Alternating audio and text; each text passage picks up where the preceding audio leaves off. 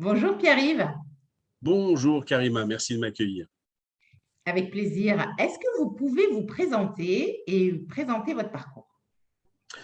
Oui, bien volontiers. Alors, j'ai pas un parcours très linéaire. Au départ, j'ai une formation dans la finance. J'ai travaillé pendant quelques années dans un cabinet d'audit financier international, puis j'ai rejoint une multinationale dans les services financiers. Et puis 1997-1998, petit virage professionnel, je suis devenu grand reporter. Et après quelques années que j'avais consacrées à l'occupation du Tibet par la Chine, bah, j'ai consacré une quinzaine d'années en fait à des reportages dans une trentaine, quarantaine de pays, des reportages centrés sur les femmes en lutte, les femmes agissantes, les femmes en mouvement. Donc ça m'a amené de l'Argentine au Pérou, en passant par l'Afghanistan, la République démocratique du Congo, l'Angola, le Cambodge, l'Afghanistan, dont on parle beaucoup en ce moment, etc. etc. Et tous mes reportages étaient centrés sur des femmes, des groupes de femmes qui écrivent l'histoire, et souvent l'histoire avec un grand H, mais on oublie de les faire rentrer dans les livres. Et pas seulement des histoires de droits des femmes, pas seulement des histoires féministes, mais des engagements, ça pouvait être pour quoi que ce soit, face à des pandémies, face à des drames, face à des fractures sociales, des femmes agissantes, vraiment au sens le plus large du terme, et qui parfois déplacent des montagnes.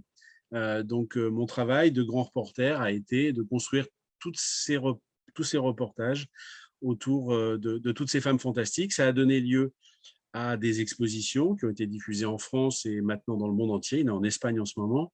Des livres également sur ce travail.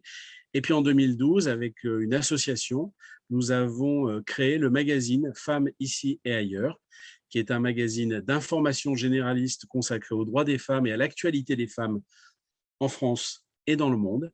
Et je suis aujourd'hui co-rédacteur en chef de ce magazine, avec bien évidemment une co-rédactrice en chef, donc une parité totale au niveau de la direction de ce magazine. Voilà, puis j'ai eu l'honneur de siéger également quelques années au Haut Conseil à l'égalité de 2016 à 2019.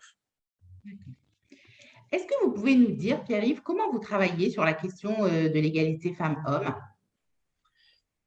Oui, alors depuis l'origine de cet engagement, donc de grand reporter au départ, hein, indépendant, j'étais un peu en solitaire à être traîner mes guêtres dans tous ces pays et en solo. Euh, il y a quelque chose depuis le début, c'était d'être complémentaire, d'apporter autre chose de ce qui existait déjà.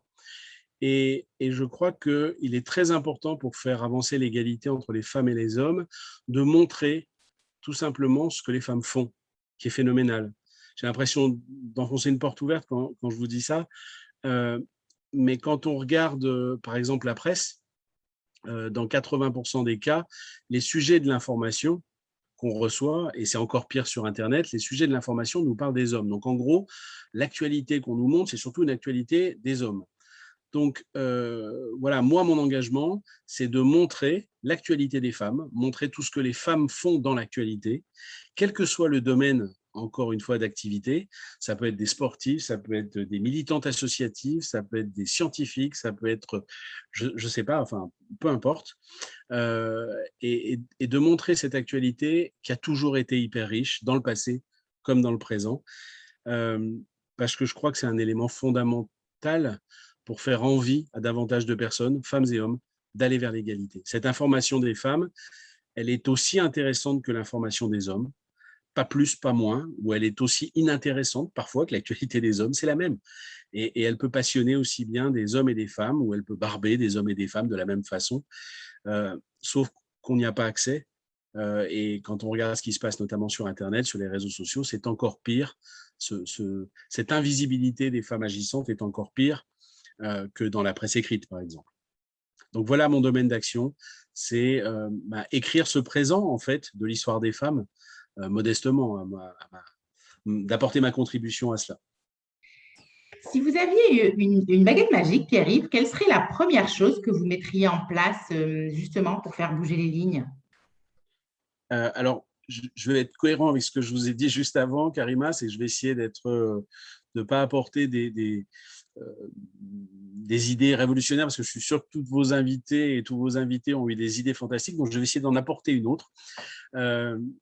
Moi, ma baguette magique, ce serait l'information, évidemment, et ce serait que les femmes et les hommes soient mieux informés sur ce présent des femmes et sur ce passé des femmes. Et peut-être plus encore sur le passé, sur l'histoire. Je fais un grand clin d'œil à quelques amis, et puis Michel Perrault, bien évidemment, auquel je pense quand je dis ça, mais c'est vrai qu'avoir accès à cette histoire des femmes évite.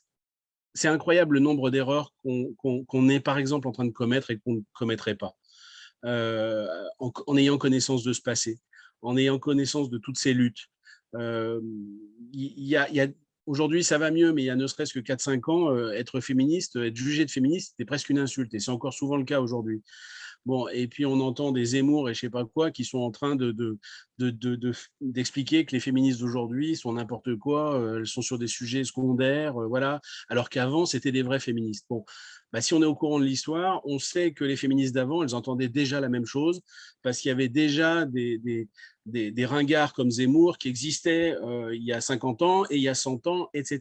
Donc, vous voyez, avoir connaissance de ce que les femmes ont enduré, avoir connaissance de tous les droits qu'elles ont acquis, de leur combat, avoir connaissance au niveau international aussi, avoir connaissance quand on parle quand j'entends parler que de quel droit on pourrait juger l'excision, par exemple, aujourd'hui, parce qu'on est en France, ça me fait hérisser le poil. De quel droit? Monter dans un avion, aller leur poser la question. Moi, je l'ai fait.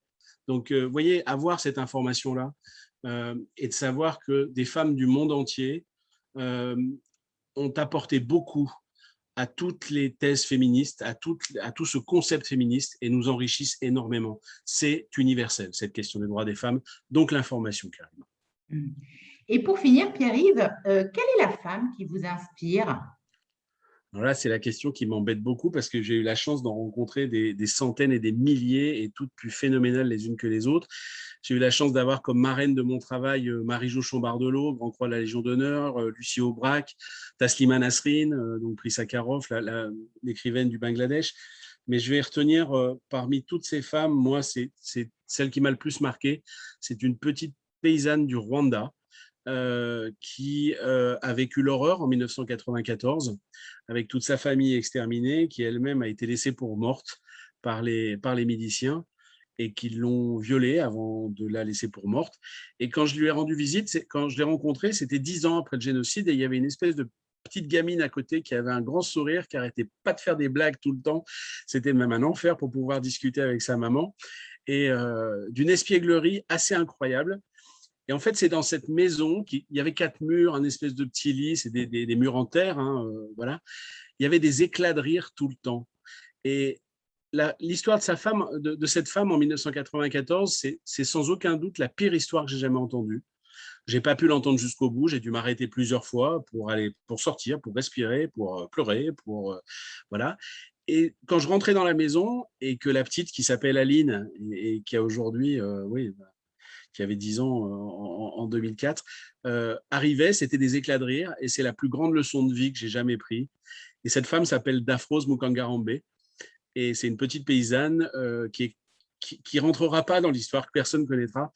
Je l'ai en immense dans mon bureau et c'est mon coup de pied aux fesses quand j'ai le blues, etc., que j'en ai marre et que tout le monde m'énerve.